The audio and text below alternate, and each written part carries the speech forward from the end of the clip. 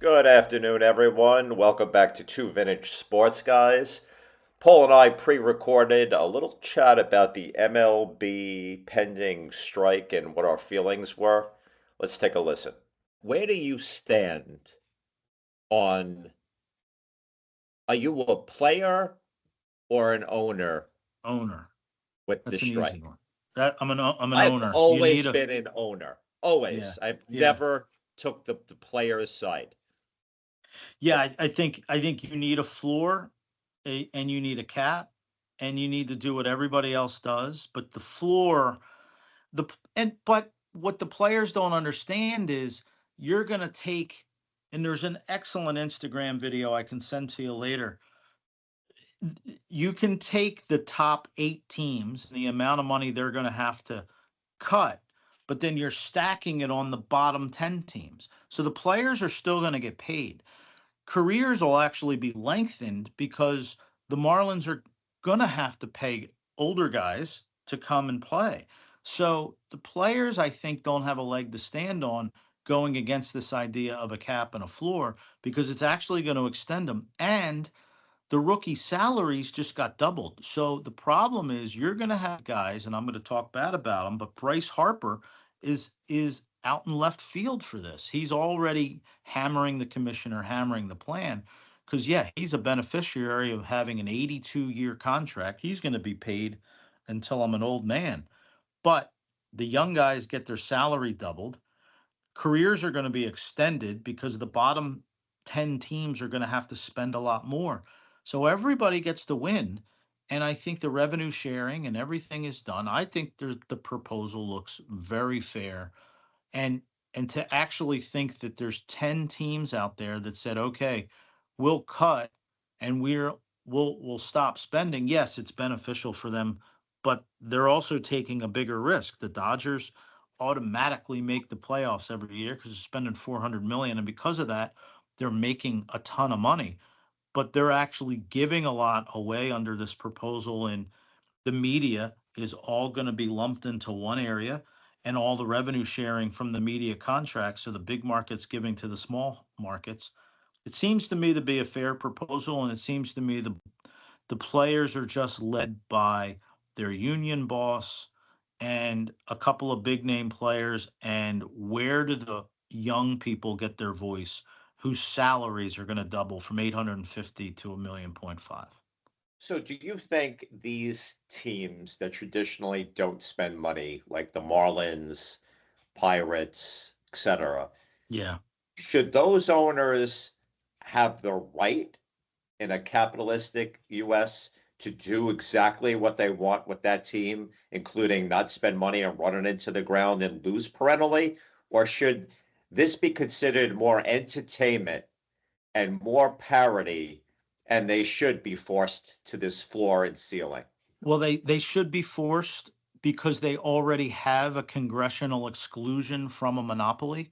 So in essence, they're a monopoly, and they should have been broken up long ago. But Congress has given them a break, and so if they're going to be a private club, which essentially is what they are, then they should be allowed to put their own rules in place and force those owners to spend more money.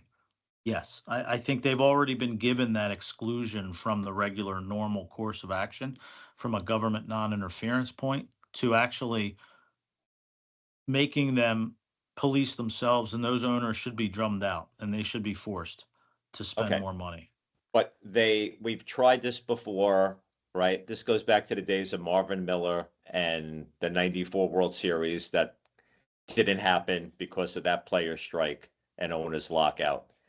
And now the owners have, in their own words, built up a $700 million war chest to sit out for 2 or 3 years. Oh, don't say don't say that. Yeah, Well, no, that would be horrible. Because so I think everybody recognized that that every time baseball's going on strike, they took a hit. And let's face it, other sports now are much more popular than baseball. Football's unbelievable, basketball's unbelievable, hockey's up and coming. So it's not like it was in the strikes prior or the lockouts prior where baseball was far and away the biggest sport. Now there's a lot more competition. So I credit the owners for getting this proposal out the door early. It's June and we're talking about it already. The contract ends December 1st, plenty of time before spring training. So So I'd like what to are think the they'll figure it out. players opposed to if they don't like a cap, obviously on the high end, but why doesn't it wash with raising the floor? Because they don't think. Honestly, because they don't think. And I think all they hear is a cap, a cap, a cap. And you've got one union boss. I don't even know who it is. Back in our day, it was, what was it? Fur. Wasn't his last name Fehr? Like, so you have one Donald union boss, Fear. Donald Fur. Yeah. You have one union boss out there saying, oh, it's bad. Cap, no cap, no cap, no cap. And they're not actually thinking, in my mind, the benefits of longer careers, higher minimum salaries, what it does for the longevity of the sport, what parity does. I think that's one thing that could be argued, and maybe we argue it on football in the next show. Is football gets gets made fun of for having parity, meaning all the teams are alike, and what does that do? So that's probably the next conversation to have: is is parity good or bad for the sport? And Yeah, I would argue it's because good. because at the end of the day, does a player care about the league having parity, or does he care about his big contract on a good team so they beat everybody and he gets his ring? Like, you think a 22-year-old cares about the bigger picture of the league versus his contract on hopefully a great team?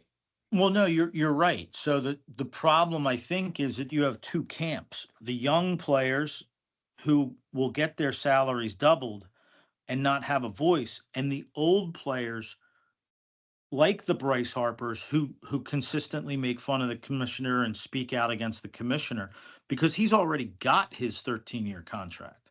So he's going to protect that mentality of get the most that you possibly can. And then you've got a middle group of players who are coming up that will be going for their next quote unquote big, huge contract. They're going to want that big, huge contract, a 10, 12-year one. I think those contracts are horrible. I don't think they're good for anybody to give them away. And they have the biggest voices. So it'll be very interesting to see if what I look at is common sense, which establishes a floor and a cap. The establishment of a floor is a really big deal. I don't think anybody would have called that a couple of years ago. And the fact that the owners now say, to your point earlier, we're going to police ourselves and get these crappy owners to actually spend money. Well, now we're going to have something good to work with. So do you think, and I keep saying we'll end on this and then I ask another question, do you think the owners and commissioner like what is happening in the National League with Yeah. parity and all that? Or would they rather have a team or two running away with the division and the bad ones just stinking as usual because everybody's used to that? No, I think they like parity. I think parity brings everybody to the ballpark. And if everybody's got a chance to win and you're not out of it on June 2nd, like I'm looking at the Rockies 24-40, even the Giants are, you know, 15 games back. It's June 2nd. If your season's over by June, the Angels 24-40. I mean, they're going to like the parity, I think, is the quick answer to your question. And parity is good for everybody in attendance and fans. Everybody wants to be rooting for games in August and then July. And that's what parity does, is any given Sunday, kind of thing. In this case, every given day. Oh, you said every given Sunday, and I saw Al Pacino and Jamie Foxx from that movie. All right, Well, you should see Cameron let's end Diaz on that. instead. I mean, look at the positive, Joe. There's Cameron Diaz. Horrible football movie. I hate that movie. All right, we are good. We covered the bases, and that's that. Say goodbye, Paul. Goodbye, Paul. All right, guys, take it easy. Talk to you soon.